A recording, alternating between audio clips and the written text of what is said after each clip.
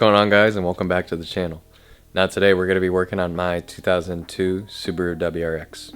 And if you guys didn't know, unfortunately we bent the valves in the engine. And it was completely out of my control, and it was just kind of a freak accident that decided to happen with the timing belt. So basically on these 2-liter 4-cylinder boxer engines, what happens is they are called an interference engine. So there's an interference and there's a non-interference engine. And since this is an interference engine, if anything disturbs the timing, there's the possibility of the pistons punching the valves and then causing them to get bent. So long story short, we were actually driving this to go sledding, and this was down in the winter time, and over here in the Pacific Northwest it's pretty rare for us to get a lot of snow. So we were all excited to go out and go sledding. So the car was driving fine. Unfortunately the check engine light came on. And basically what happened was a pulley failed, caused the whole entire timing belt to get shredded up into a million pieces, as you can see. So basically I have a giant paperweight that I need to do something about. So today I plan on showing you guys basically what happened with the car, how much I've done so far, and what I need to do to pull the engine out. So let's get to it.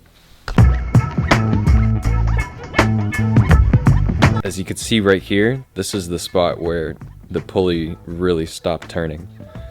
And the rest of the belt is 2 actual pieces now, which I've never seen before, which is very interesting. So there's this little bit that was still hanging on, and I think that's what kept the car running. But once that fell off, that's when the valves hit the pistons, stopped running. And then over here, this is the culprit. I don't know if you can hear all that rattling in there, but that's what's left of the ball bearings that didn't get mashed up. So inside here, as you can see, there's a bunch of little ball bearings, and you can see where they got all scrunched up right over here, causing it to basically freeze up. So this is constantly spinning when the car is in motion. You could see it actually over here. So we installed a new one just to see if the car would actually run, but it's long gone. It's way past that. So what happened with this is this froze up, and when this freezes up and the engine's still running, the belt gets shredded. And as you can see, we've actually done a lot of work to start pulling the engine out. For anybody that's looking to pull an engine out of a car, I would say do your research before you really attack it. And I honestly wouldn't be too intimidated, especially by these Subaru engines, because it's a pretty tiny unit. I mean, it's only 2 liters. So like the way I like to think of it is the soda you get at a grocery store can be 2 liters in size. So it's basically the size of the engine here. And I mean, most of what you're doing anyways is just moving stuff out of the way. It's not like completely disassembling everything. I mean, to pull an engine out, it's mostly just like stuff getting in your way, which can be tedious in its own. As you can see, some of the brackets here, and I mean, it's just making room for everything. And surprisingly, once you get the radiator and the battery out, you'll start to see how much space you have, which is really nice. I mean, the fact that we could just basically go in here and just get the engine hoist to be hooked up somewhere. And I need to find a mounting point first, and I'll probably have to do that off camera in a second. So the only things that we got left that are hanging on is the downpipe. So there's some studs that are sticking out that we need to pull back so that we could push this forward. And then I also need to get to the transmission. So the transmission is still connected to the engine, but I mean, besides that, everything else is out. And I think the biggest fight was the top mount intercooler. For anybody that's actually done this on their Subaru in the past, I don't know why, but these top mount intercoolers can be a huge pain in the ass to take off. And I mean, that's all that there is to it. And the reason that you see a new timing belt on here is I bought a timing belt kit for this car when this first happened, and it was freezing cold in the winter, and we came in here, put a new timing belt on, and set the teeth to be top dead center everywhere on the engine, and tried cranking it over and doing a compression test, and it wasn't looking good at all. I mean, we were getting barely any compression on any of these, so I'm pretty sure on both sides of the heads that the valves are bent.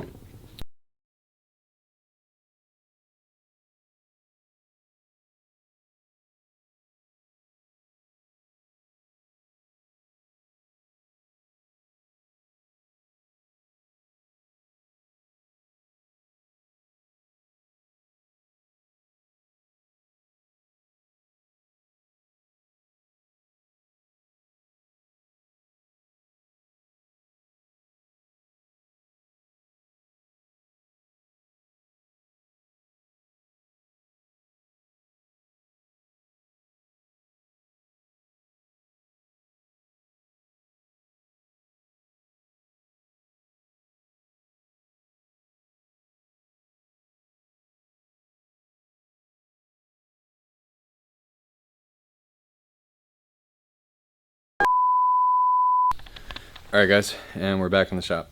Now, as you can see, it's been a couple days, and basically what happened is ran into troubles with pulling the engine out.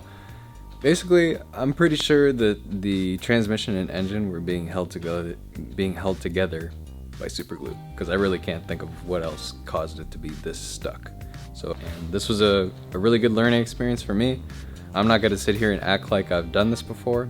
I've definitely helped my dad on removing an engine out of a Subaru Outback, but I don't know, there was just so many differences with the manual transmission versus the automatic that I've experienced when doing it on this car. It was really good to learn. I do think for the future that it'd be great to, make some more content around removing an engine itself, but this time around I wanted to do a lot less filming just so I could really get the experience of just being able to pull an engine out and understand what it takes. So let me show you guys right now what we need to do. So the first step that I got is I need to put the car back on the ground, and I need to move it out of the shop so that there's space again. And then I think I need to move the engine, and hopefully we can either get started on taking the engine apart today or save that for another episode. So let's get to it. Alright, so here's a quick look of what the car looks like right now. It's really sad to see it in the state that it's in currently. I mean, I felt like I was just driving this car yesterday. And here's what a WRX looks like with no engine in it. As you can see, it's just a lot of tools, blankets, things of that sort to kind of help preserve the paint. Here's a look at a manual transmission if you've never seen it. This is the original, and here's where the engine currently sits. I think I'm gonna have to move it out of this space. There's definitely a lot of other cleaning that needs to be done here, but here's a look at a 2-liter boxer engine. Here's a look at the exhaust. I mean, it's all in one piece right now, but my plan is to either completely replace it with another engine and take some of the parts that are off here and put them on the new one, or we can take this apart and investigate what the heads look like. And I think I'm more intrigued on doing that at this point. I drained all the oil out of the engine, so it's completely dry.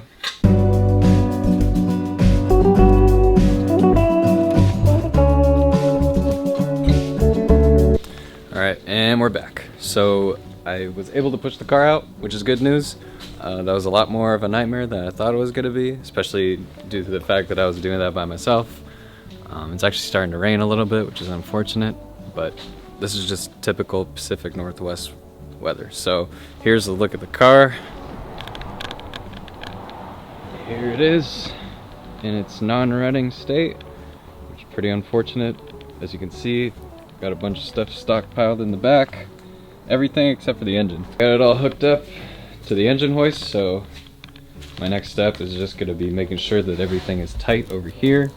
As you can see, I got an assortment of either chains, rope, or even tie-down bars to basically hold this in place so that this should come up pretty smooth. So that's going to be my next steps. So I think I'm going to end the video here. I'm going to spend a little more time moving the car, putting it back where it needs to be, and then I'm going to start tinkering with the cylinder head on one of the sides of the engine on the Subaru. So thanks for watching, and make sure to subscribe for more, and I'll see you in the next one.